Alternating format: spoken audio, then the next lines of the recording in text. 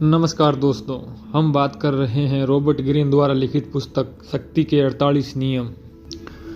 Rule number 13, मदद मांगते समय दया या कृतज्ञता की नहीं बल्कि स्वार्थ की दुहाई दें। लेखक के विचार।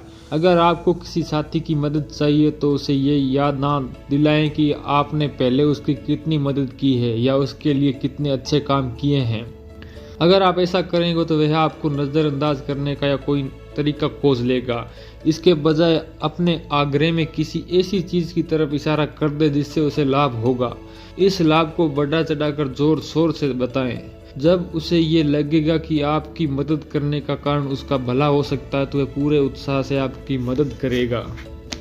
शक्ति की खोज में आपको बार बार अपने से ज़्यादा शक्तिशाली लोगों से मदद मांगनी पड़ेगी। मदद मांगना भी एक कला है। यह कला इस बात पर निर्भर करती है कि आपसे सामने वाले को समझने की कितनी क्षमता है और यह भी आप अपनी शक्ति और ज़रूरतों के फर्क को समझते हैं। ज़्यादातर लोग अब मदद मांगने में सफल नहीं हो पाते क्योंकि वे अपनी इच्छाओं और ज़रूरतों में खोए रहते हैं। वे ये मान बैठते हैं कि वे जिन लोगों से मदद मांग रहे हैं वह निस्वार्थ भाव से उनकी मदद करेंगे। वे इस तरह आग्रह करते हैं जैसे उनकी ज़रूरतें दूसरों के लिए महत्वपूर्ण हो, जबकि शायद उन्हें उनकी कतई परवाह नहीं होती। कई बार बड़े मुद्दों का हवाला देते हैं, कोई महान लक्ष्य या प्रेम और कृतज्ञता जैसे महान भाव। वे बड़ी तस्वीर दिखाने लग जाते हैं, जबकि रोज़मर्रा की बातों में प्रभावित करने से ज़्यादा शक्ति होती है। उन्हें ये एहसास नहीं होता है कि सबसे शक्तिशाली व्यक्ति भी खुद की ज़रूरतें में उलझा रहता है। अगर आप उसे स्वार्थ का वास्ता नहीं देते हैं तो वह आपकी मदद करने को अपने समय की बर्बादी मानेगा। इस प्रक्रिया में प्रमुख कदम सामने वाले के मनोविज्ञान को समझना है। क्या वह घमंडी है? क्या वह अपनी प्रतिष्ठा या सामाजिक ओहदे बारे में चिंतित है? क्या उसके ऐसे दुश्मन हैं जिन्हें परास्त करने में आप उसकी मदद कर सकते हैं? क्या वह सिर्फ धन और शक्ति से ही प्रेरित होता है?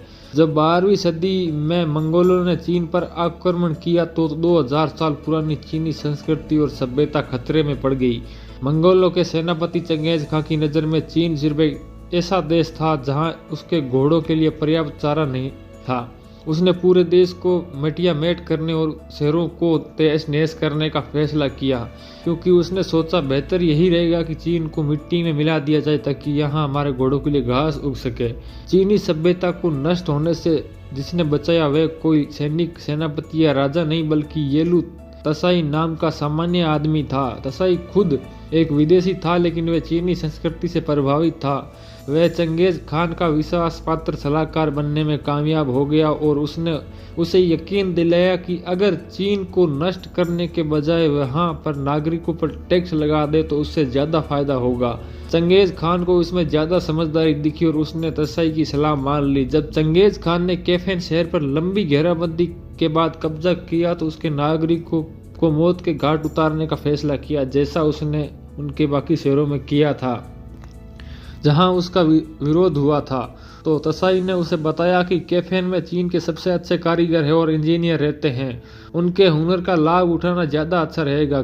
कैफेंग को बख्श दिया गया। इससे पहले चंगेज खान ने कभी ऐसी दया नहीं दिखाई थी, लेकिन सच तो यह था कि कैफेंग दया के कारण नहीं बचा। तसाई चंगेज खान को अच्छी तरह से जानता था। चंगेज खान एक बर्बर देहाती था जिसे संस्कृति की कतई परवाह नहीं थी।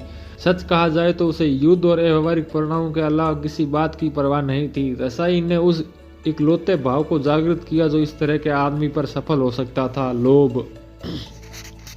आत्मरुचि या स्वार्थ की वह लीवर है जो लोगों को घुमाता है। एक बार जब आप उन्हें यह दिखा देते हैं कि आप किस तरह उनकी आवश्यकताओं को पूरा कर सकते हैं या उनके लक्ष्य तक पहुंचने में मदद कर सकते हैं तो आपके आग्रह को पूरा करने की दिशा में सारी बाधाएं जादू से गायब हो जाएंगी। शक्ति हासिल करने की राह में हर कदम पर आपको यह सीखना होगा कि आप दूसरे व्यक्ति की तरह सोचें, उसकी ज़रूरतों और रुचियों को भांपें। आप अपनी भावनाओं के पर्दे को हटा दें क्योंकि इसमें सच्चाई धुंधली हो जाती है। अगर आप इस कला में पारंगत हो जाते हैं तो फिर आपकी सफलता की सीमा नहीं रहेगी।